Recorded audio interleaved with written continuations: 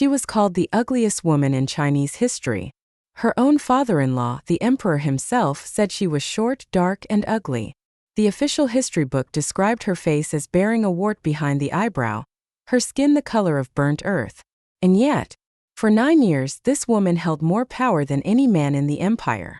While her husband, the Emperor of China, sat on the throne smiling blankly, unable to understand what the word famine even meant. How did a woman that history tried to erase become the most dangerous player in the deadliest game of power ancient China had ever seen? This is the story of Jia Nanfeng, and this is the story of how they created a monster. In the year 272 AD, a wedding was arranged that would change the fate of an empire. The groom was Sima Zhong, crown prince of the Jin Dynasty. There was just one problem. The crown prince was simple. Historians use polite words like developmentally challenged. His own father, Emperor Wu of Jin, once tested him by asking, "Son, if your people are starving, what should you do?"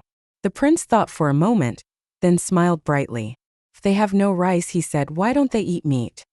He was 23 years old.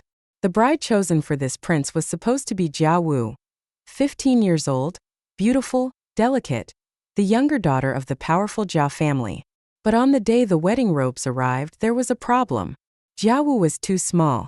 The ceremonial garments hung loose on her frame. The wedding could not proceed. So her father, the politically ambitious Jia Chong, made a decision. He would send his other daughter instead. Jia Nanfeng was 25, not 15. She was short where her sister was tall, dark where her sister was fair. She had a reputation for temper, for jealousy, for violence.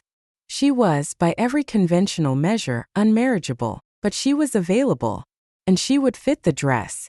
The substitution was made. The wedding proceeded, and a woman who was never supposed to be queen stepped into a palace that would become her battlefield. History remembers her as the substitute, the backup plan, the woman who got the throne by accident.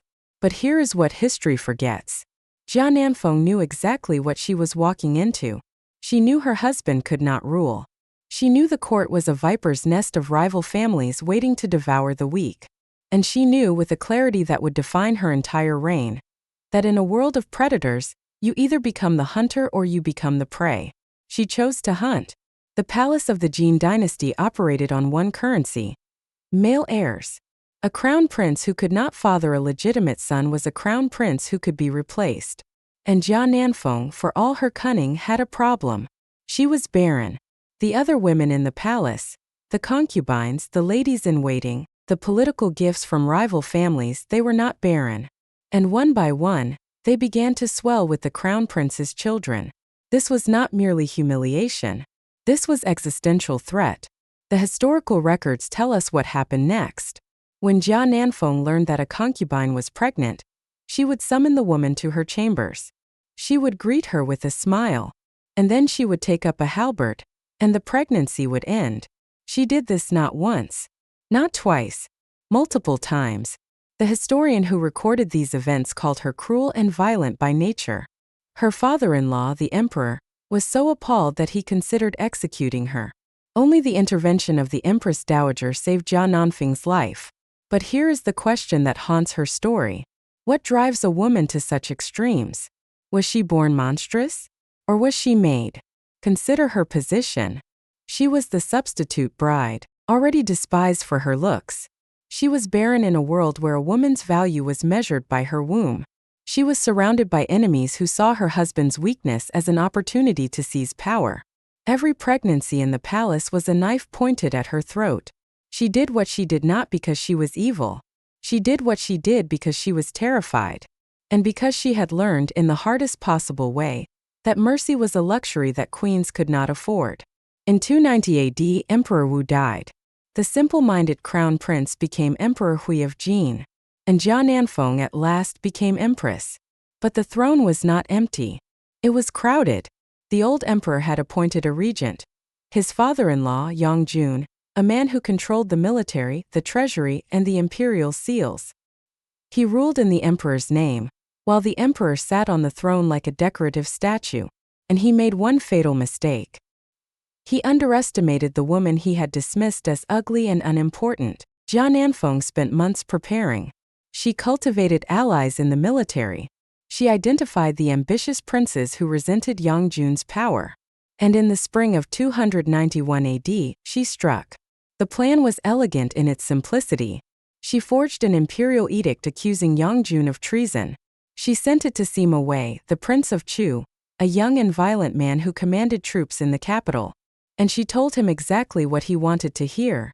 The regent was a traitor, and the emperor needed saving. Sima Wei marched his soldiers into the palace. Yang Jun was arrested in his bedchamber. His family, 3 generations, men and women, children and elders, were executed to the last person. The streets of Luoyang ran with blood. But Jia Nanfeng was not finished. She had used Sima Wei to eliminate one enemy. Now she would use him to eliminate another. 2 powerful princes remained. Sima Liang, the Prince of Runan, an elderly statesman who commanded respect throughout the empire, and Wei Guan, a veteran minister who had served 3 emperors. They were the last obstacles to her complete control. She forged another edict. This one accused both men of conspiring against the throne. She sent it to Sima Wei with instructions to execute them immediately. The Prince of Chu, drunk on the power she had handed him, complied. Sima Liang and Wei Guan were killed. Their families massacred. 3 of the most powerful men in China had been eliminated in less than a week. And then came the final stroke. Jia Nanfeng produced a 3rd edict, this one genuine, accusing Sima Wei of forging imperial commands. The same crime he had committed on her behalf was now his death warrant. The soldiers who had followed him turned against him. The Prince of Chu was captured and executed. 9 days. 3 edicts. 3 dead princes. 3 exterminated families. And 1 woman alone holding the strings of an empire. The court historians called it the beginning of chaos. They called her a demon, a witch, a monster in human form. But step back and look at what she actually did. She identified the 3 most dangerous men in the realm. She turned them against each other. And she eliminated them all without ever personally lifting a weapon. It was, by any objective measure, one of the most brilliant political operations in Chinese history. If a man had done it, they would have called him a genius. Because she was a woman, they called her a monster. For 9 years, Jia Nanfeng ruled. Not officially, of course. Officially, her husband was the emperor. Officially, she was merely his wife, expected to manage the inner palace and leave governance to the men. But everyone knew where the real decisions were made. She rose every morning before dawn. She read the memorials that the emperor could not comprehend. She met with ministers in private chambers. She decided who would live and who would die, who would rise and who would fall. And here is the part of her story that almost nobody knows. For most of those 9 years, the empire was at peace. She appointed Zhang Hua, a brilliant scholar from a humble background, as her chief minister. Under their administration, the Jin Dynasty experienced a period of stability that historians would later call the quiet years. Taxes were collected. Roads were maintained. The borders were secure. The court functioned. The people were fed. The machinery of empire turned smoothly. This is not the story that history tells about Jia Nanfeng. History tells us about the murders, the conspiracies, the violence. And those things happened. But they happened in a context of survival in a world that wanted her dead. She was not a good person. She was not a kind person. She was a person who had learned, through bitter experience, that power was the only thing that kept her alive. And she wielded that power with a competence that her male contemporaries could only envy. The problem with competence, though, is that it creates its own dangers. The longer she ruled, the more enemies she made. The princes of the imperial family watched her with growing fury. They were warriors raised to believe that power was their birthright. And they were being governed by a woman they considered ugly, illegitimate, and fundamentally unworthy. They waited. They plotted. And they looked for the weakness that would bring her down. They found it in the crown prince. Sima Yu was not Jia Nanfeng's son. He was the child of a concubine, born before her marriage to the emperor. But he was brilliant, everything his father was not. He read philosophy. He wrote poetry. He discussed statecraft with ministers twice his age. At 15, he was already the hope of the empire, the future ruler who might restore the Jin Dynasty to greatness. And he was a death sentence for Jia Nanfeng. She had no children of her own. When the simple-minded emperor died, Sima Yu would inherit the throne. And the first thing he would do, everyone knew this including Jia Nanfeng, was eliminate the woman who had terrorized his childhood and held power that rightfully belonged to him. She had 9 years to solve this problem. She tried everything. She attempted to adopt him, to make him legally her son. The court blocked her. She tried to marry him to her own relatives, to bind him to her family. He refused. She tried to discredit him, to prove he was unworthy of the throne. The people loved him too much. As the years passed, she watched him grow from a promising boy into a dangerous man. And she knew, with the certainty of someone who had spent her entire life fighting for survival, that if she did not act first, he would destroy her. In the winter of 299 AD, she made her move. She invited the crown prince to a feast. She had him drugged with wine mixed with black plum juice, a concoction that left him barely conscious. And while he drifted in and out of awareness, she placed a brush in his hand and dictated a message. The message was a confession to a crime that had not happened, a confession in which the crown prince announced his intention to murder his father the emperor and seize the throne. When he woke, he had no memory of writing it. But the document existed. It bore his handwriting. And Jia Nanfeng presented it to the court as proof of treason. The crown prince was arrested. He was stripped of his titles. He was imprisoned in a remote palace, far from the capital, far from his supporters, far from any hope of rescue. Jia Nanfeng had won. The threat was neutralized. The succession was for the moment secure. But she had made a fatal miscalculation. By destroying the crown prince, she had destroyed the one thing that kept the empire stable: the promise of a competent future ruler. The princes who had been waiting for their chance saw their opportunity. The ministers who had tolerated her rule lost their last reason for loyalty. And the common people, who had loved the brilliant young prince, turned against the woman who had destroyed him. She had won the battle. She was about to lose the war. In the spring of 300 AD, 1 year after the crown prince's disgrace, Jia Nanfeng made her final mistake. She ordered his death. She sent a eunuch named Sun Lu to the remote palace where the former prince was imprisoned. He carried a metal rod. And the former crown prince would not survive the night. Sima Yu was 23 years old. He had been the hope of an empire. And he died alone in a prison cell, while the woman who had destroyed him sat on her throne in the capital, believing that she was finally safe. She was not safe. The murder of the crown prince was the signal that her enemies had been waiting for. Sima Luan, the prince of Zhao, marched on the capital at the head of an army. He announced that he was avenging the murdered prince. He announced that he was saving the empire from a tyrant. He announced that the Empress Zhao was a criminal who must be brought to justice. The city fell in a day. Jia Nanfeng was arrested in her own palace. The man who had once been her ally, who had benefited from her rise to power, who had watched her eliminate his rivals one by one, now turned on her with the fury of a predator who had finally cornered his prey. She was forced to drink poison. She was 43 years old.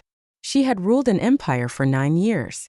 And she died as she had lived, surrounded by enemies fighting for survival, ultimately alone. Jia Nanfeng's death did not restore order. It unleashed chaos. The prince of Zhao who had overthrown her was himself overthrown within months. Another prince seized power. Then another. Then another. For 16 years, the princes of the Jin Dynasty fought each other in a conflict that would be remembered as the War of the Eight Princes. The armies destroyed the capital. The tax system collapsed. The northern frontier, stripped of its defenders, crumbled before the invasion of nomadic peoples. Within a generation, the Jin Dynasty had lost half its territory. China would remain divided for nearly 300 years. Historians would look back on this catastrophe and search for someone to blame. They found the perfect villain in Jia Nanfeng, the ugly woman, the violent woman, the woman who had killed and triggered the collapse of a civilization. But here is the problem with that story. It requires us to believe that one woman acting alone destroyed an empire of 40 million people. It requires us to ignore the structural weaknesses of the Jin Dynasty, the system that placed an incompetent man on the throne, the aristocratic families that valued bloodline over ability, the military princes who preferred civil war to female rule. It requires us to accept that when men fight each other for power, that is politics. But when a woman does the same thing, that is monstrosity. Jia Nanfeng was not innocent. She made choices, terrible choices, that contributed to the catastrophe that followed her death. But she was also a product of her world.